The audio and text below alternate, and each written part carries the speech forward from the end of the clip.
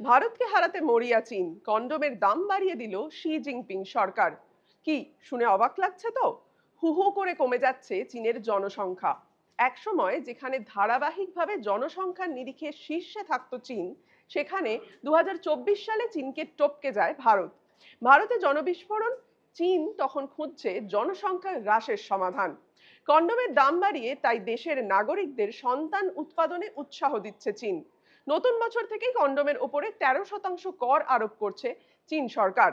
শুধু কন্ডোমই নয়, contraceptive pill থেকে শুরু করে সব রকম গর্ভনিরোধক পণ্যেরই দাম বাড়বে। 3 দশক পর চীনা সরকারের এই পদক্ষেপ। কিন্তু এক সময় এই জনসংখ্যা নিয়ন্ত্রণে উঠে পড়ে লেগেছিল চীন।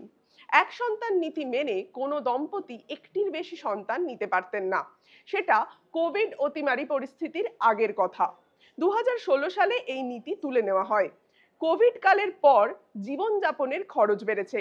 দীর্ঘদিন ধরে জন্মহার নিয়ন্ত্রণ করায় দেশের তরুণ প্রজন্মের হার কমেছে, বাড়ছে বার্ধক্য, যার প্রভাব দেশের অর্থনীতিতে পড়ার ভয় পাচ্ছে চীন সরকার। দেশের নতুন প্রজন্মের মধ্যে বিয়ে নিয়ে তৈরি হয়েছে অনীহা। অনেকেই বিয়ে ও সংসার করার পরিবর্তে স্বাধীনতাকেই বেছে নিচ্ছেন।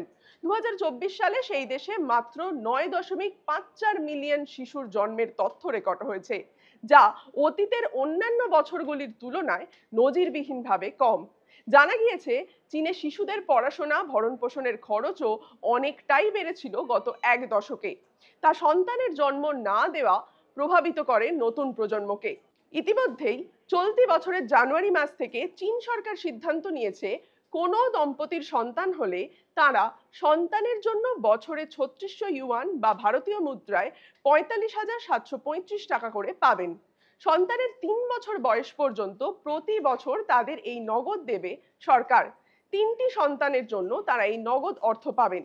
এবার পরবর্তী পদক্ষেপ চীন সরকারের।